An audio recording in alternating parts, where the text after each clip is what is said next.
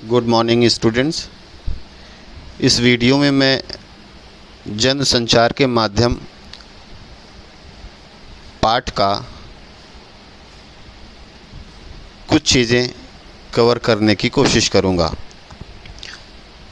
जिसमें पहला होगा संचार का अर्थ क्या है, मतलब क्या है, हमारे जीवन में संचार का महत्व क्या है और संचार के कितने तत्व होते हैं, कितने एलिमेंट होते हैं।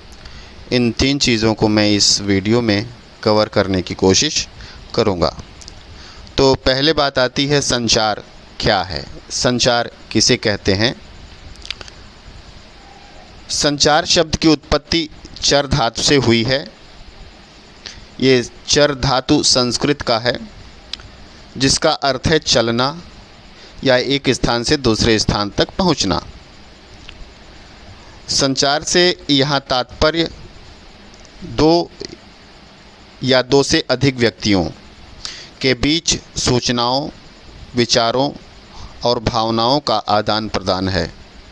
अर्थात जब 2 या 2 से अधिक लोग अपनी भावनाओं को, विचारों को आपस में शेयर करते हैं तो वो संचार कहलाता है। मशहूर संचार शास्त्री सिल्वर विल्वर श्रैम के अनुसार संचार अनुभवों की साझेदारी है। इस प्रकार सूचनाओं, विचारों और भावनाओं को लिखित, मौखिक या दृश्य श्रव्य माध्यमों के जरिए सफलतापूर्वक एक जगह से दूसरी जगह पहुंचाना ही संचार है और इस प्रक्रिया को अंजाम देने में मदद करने वाले जो तरीके हैं उन्हें ही हम संचार माध्यम कहते हैं। अब बात आती है कि संचार का हमारे जीवन में महत्व क्या है। संचार का हमारे जीवन में बहुत अधिक महत्व है। इसके बिना हम जीवन की कल्पना भी नहीं कर सकते।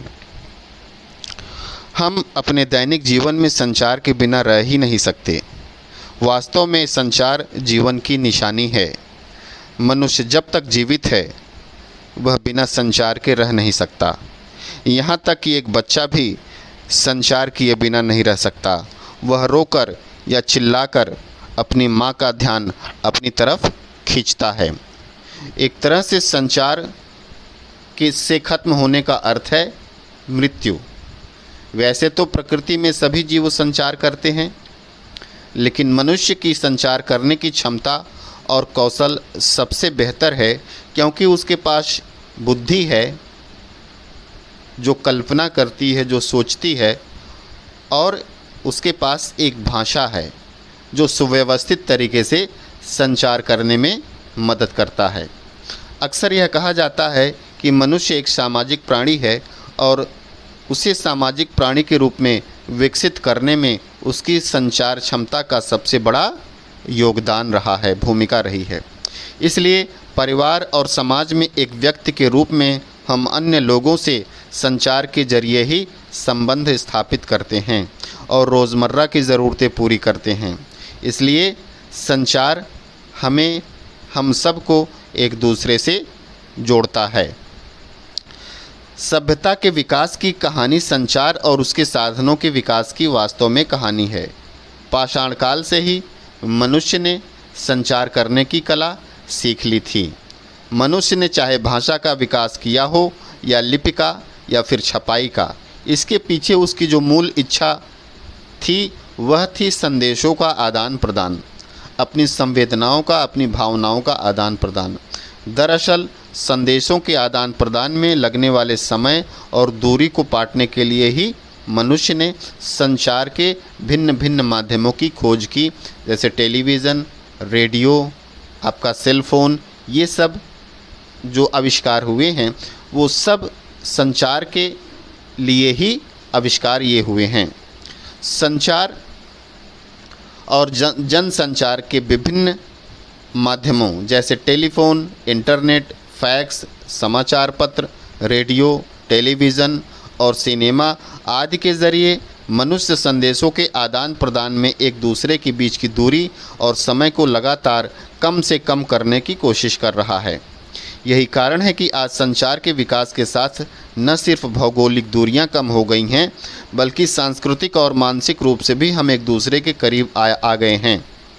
शायद यही कारण है कि कुछ लोग मानते हैं कि आज दुनिया एक गांव में बदल गई है। तो इस तरीके से जो संचार है वो हमारे जीवन का एक अहम हिस्सा बन चुका है। अब आते हैं कि संचार के कौन कौन से तत्व हैं, कौन कौन से एलिमेंट हैं जो संचार को संपन्न करने में मदद करते हैं। तो पहला है स्रोत या संचारक। स्रोत या संचारक से ही संचार की प्रक्रिया शुरू होती है। जब स्रोत या संचारक एक उद्देश्य के साथ अपने किसी विचार, संदेश या भावना को किसी और तक पहुंचाता है या पहुंचाना चाहता है, तो संचार की शुरुआत हो जाती है। जैसे हमें किताब की ज़रूरत होने पर जैसे ही हम किताब मांगने की सोचते हैं, संचार की प्रक्रिया शुरू हो जाती है। किताब मांगने के लिए हम अपने मित्र से बातचीत करते हैं, उसे लिखकर संदेश देते हैं या फिर किसी अन्य माध्यम से उस तक अपनी भावना पहुंचाते हैं।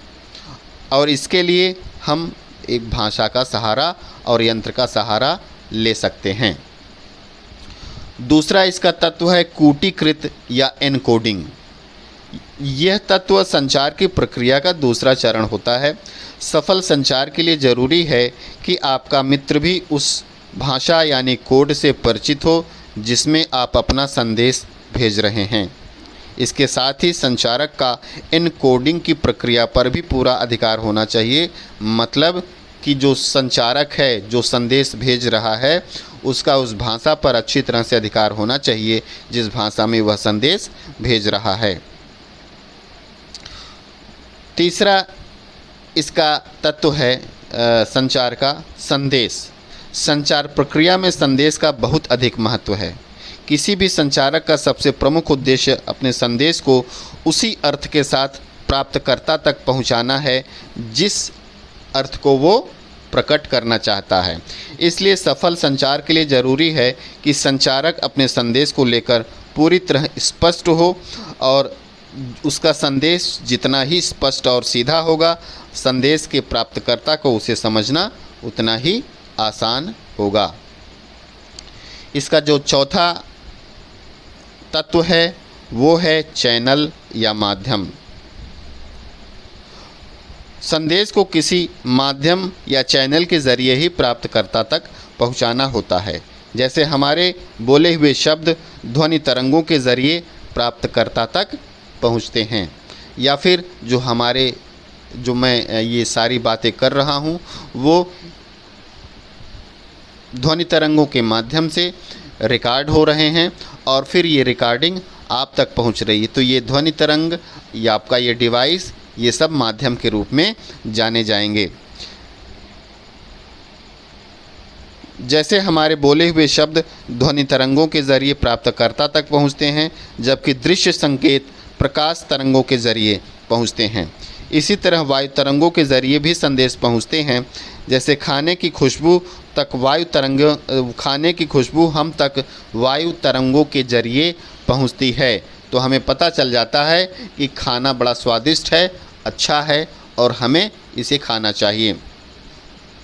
इसी तरह टेलीफोन, समाचार पत्र, रेडियो, टेलीविज़न, इंटरनेट, फिल्म आदि सभी माध्यमों के ज़रिए संदेश प्राप्तकर्ता तक पहुंचाया जाता है और ये सभी चीज़ें माध्यम के रूप में काम करती हैं।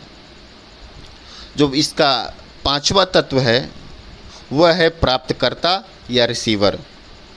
यह प्राप्त संदेश का कूटवाचन यानी उसकी डिकोडिंग करता है। जो रिसीवर होता है, जो प्राप्तकर्ता होता है, डिकोडिंग का अर्थ है प्राप्त संदेश में निहित अर्थ को समझने की कोशिश करना। यह एक तरह से एनकोडिंग की उल्टी प्रक्रिया है, अर्थात जो स्रोत या संचारक है जिस भाषा में संदेश भेजता है उसे एनकोडिंग कहते हैं, और उस संदेश को जब प्राप्तकर्ता या रिसीवर प्राप्त कर लेता है तो उस संदेश को वो डिकोड करता है, डिकोडिंग उसे कहते हैं। इसमें संदेश या प्राप्तकर्ता उन चिन्हों और संकेतों के अर्थ निकालता है। जाहिर है कि संचारक और प्राप्तकर्ता दोनों का उस कोड से परिचित होना बहुत ज़रूरी है। इसका छठा तत्व है फीडबैक। संचार प्रक्रिया में प्राप्तकर्ता की इस प्रक्रिया को फीडबैक कहते हैं। संचार प्रक्रिया की सफलता में फीडबैक की अहम भूमिका होती है। फीडबैक से पता चलता है कि संचार प्रक्रिया में कहीं कोई बाधा तो नहीं आ रही है। इसके अलावा फीडबैक से यह भी पता चलता है कि संचारक ने जिस अर्थ के साथ संदेश भेजा था वह उसी अर्थ में प्राप्तकर्ता तक मिला है या नहीं मिला है। इस फीडबैक के अनुसार ही संचारक अपने संदेश में सुधार करता है और इस तरह संचार की प्रक्रिया आगे बढ़ती है। इसका जो सातवां तत्व है वह है शोर। संचार प्रक्रिया में कई तरह की बाधाएं आती हैं। इन बाधाओं को शोर कहते हैं। संचार की प्रक्रिया को शोर से बाधा पहुंचती है। यह शोर किसी भी किस्म का हो सकता है। यह मानसिक से लेकर तकनीकी और भौतिक शोर तक हो सकता है। शोर के कारण संदेश अपने मूल रूप से प्राप्तकर्ता तक नहीं पहुंच पाता। सफल संचार की प्रक्रिया के लिए शोर अर्थात बाधा को हटाना बहुत ज़रूरी है। तो इस तरह से हमने आज 3 चीज़ों को जनसंचार का कवर किया है।